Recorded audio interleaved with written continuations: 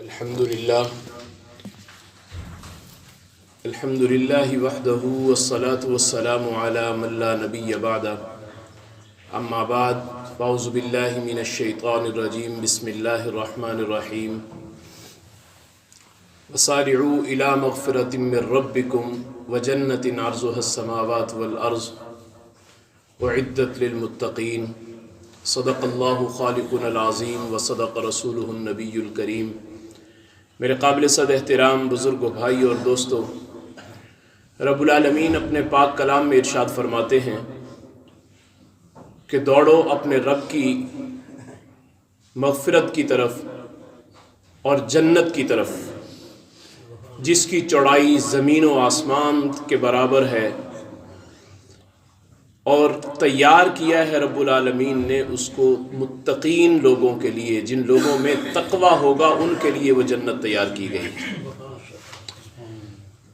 اب کوئی بھی انسان ہے وہ اپنی طرف دیکھے، اگر وہ تاجر ہے، تجارت کرتا ہے، تو اس کی کوشش ہوگی کہ میں ایسا مال خریدوں جس مال کے اندر کم انویسٹمنٹ کے اندر مجھے زیادہ نفع حاصل ہو جائے۔ اور اگر کوئی آدمی کسان ہے تو وہ یہ کہے گا کہ ایسی کھیتی باڑی میں کروں جس کے اندر میری محنت کم ہو اور مجھے اس میں اجر زیادہ مل جائے، پروفٹ زیادہ ہو جائے۔ تو جس طرح دنیا کے معاملات میں ایک تاجر کی یہ کوشش ہے، ایک کسان کی یہ کوشش ہے کہ کم سے کم سرمایہ لگا کر زیادہ سے زیادہ نفع حاصل کیا جائے، تو اسی طرح ایک ایمان والے بندے کو بھی اس بات کی فکر میں اور اسی بات کی تگ و دو میں لگے رہنا چاہیے کہ کون سا ایسا عمل ہو سکتا ہے کہ میں عمل تو چھوٹا کروں مگر مجھے اس کا ثواب بہت بڑا مل جائے۔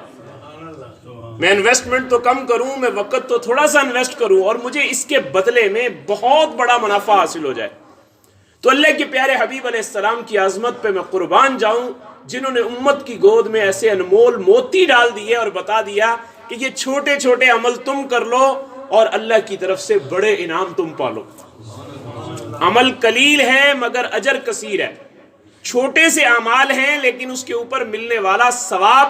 وہ انسان اپنے احاطہ تصور میں بھی نہیں لا سکتا۔ حضرت عقبہ بن عامر رضی اللہ تعالیٰ عنہ اللہ کے پیارے حبیب علیہ السلام کی حدیث مبارکہ نقل فرماتے ہیں، فرمایا جس آدمی نے اچھی طرح سے وضو کیا،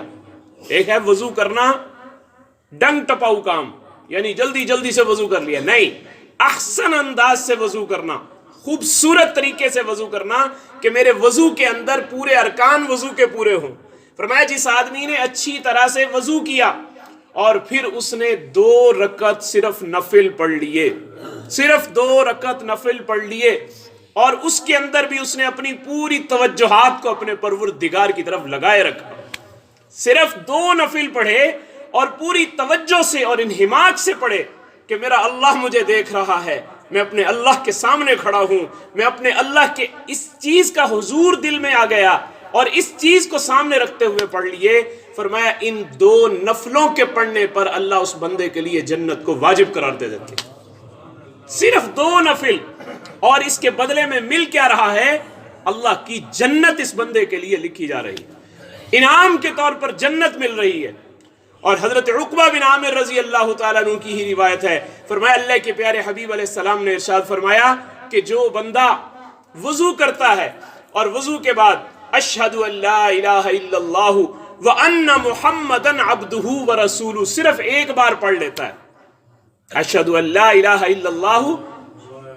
وان محمدا عبدہ ورسولہ صرف ایک بار پڑھ لیتا ہے وضو کرنے کے بعد، فرمایا اس بندے کے لیے جنت کے 8 دروازے اللہ رب العزت کھول دیتے ہیں، جس دروازے سے چاہے وہ داخل ہو جائے۔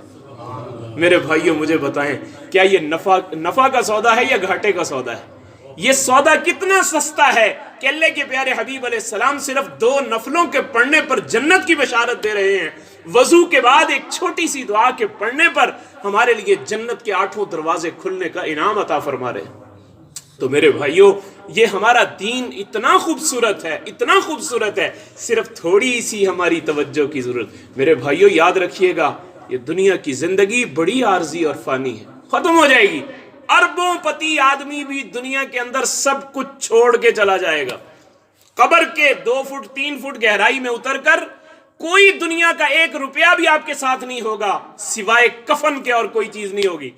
اور وہاں پر عمل کام آئیں گے، عمل کام آئیں گے، اور یہی چھوٹی چھوٹی چیزیں جن کو آج ہم نے پروفٹ کے طور پر حاصل کر لیا ہوگا کہ یار میں نے وقت تو بڑا تھوڑا لگایا مگر اس کے اوپر مجھے اتنا بڑا انعام، اتنی بڑی اس کے اوپر سعادت، اتنا بڑا مجھے اجر مل گیا۔ جب انسان اس چیز کی کوشش کرے گا اللہ رب العزت اس کو کامیاب فرما دے۔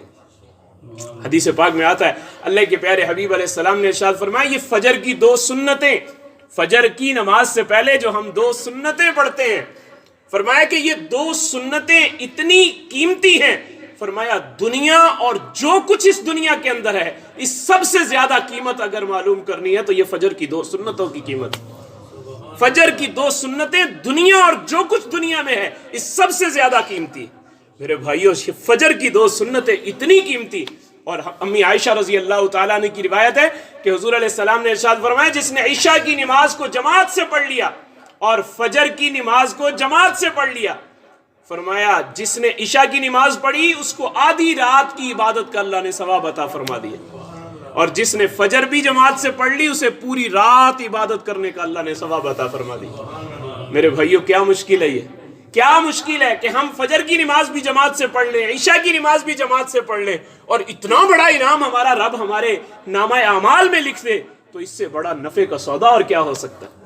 حدیث پاک میں آتا ہے جو بندہ اپنے گھر سے وضو کر کے مسجد کے لیے چلتا ہے کہ میں جا کر فرض نماز ادا کروں، فرمایا کہ اس کے چلنے والے کا اجر اتنا بڑا ہے، وہ ایسے ہی ہے جیسے احرام باندھ کر عرفات کے میدان کی طرف جا رہا ہے، گھر سے وضو کر کے مسجد کی طرف آ رہا ہے، اس کو اتنا اجر اللہ عطا فرما رہے ہیں جیسے وہ احرام باندھ کر عرفات کے میدان میں جا رہا ہے۔ آج لاکھوں روپیہ لگا کے حاجی وہاں جاتا ہے، اور ایک روایت میں یہ بھی آتا ہے کہ اگر کوئی آدمی اپنے گھر سے نکلتا ہے وضو کر کے نکلتا ہے فرض نماز ادا کرنے کے لیے جاتا ہے، فرمایا اس کو اللہ فرض حج کے ادا کرنے کا ثواب عطا فرما دیتا ہے۔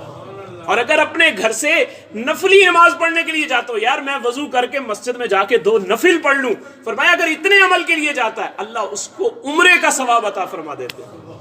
میرے بھائیوں بڑا سستا سودا ہے، بڑا سستا سودا ہے۔ آج ہمارے پاس وقت بھی ہے، آج ہمارے پاس صحت بھی ہے، آج ہمارے پاس طاقت بھی ہے، آج ہمارے پاس یہ سب کچھ موجود ہے۔ ایک وقت ایسا ہوگا ہم ہلنے کی کوشش کریں گے، ہم سے ہلا نہیں جائے گا، خدا نہ خواستہ اگر بیماری اٹیک کر دیتی ہے، بستر پر پڑا ہوا آدمی پھر خواہش کرتا ہے کہ ہائے مجھے تمنا کرتا ہے مجھے وقت مل جاتا، کاش میں اللہ کے سامنے سر بسجود ہوتا۔ میرے بھائیوں آج صحت کی دولت، آج نعمت میں ہمارے پاس موجود ہے، آج ہمارے پاس وقت ہے، اس وقت کو آج ہم غنیمت سمجھ لیں۔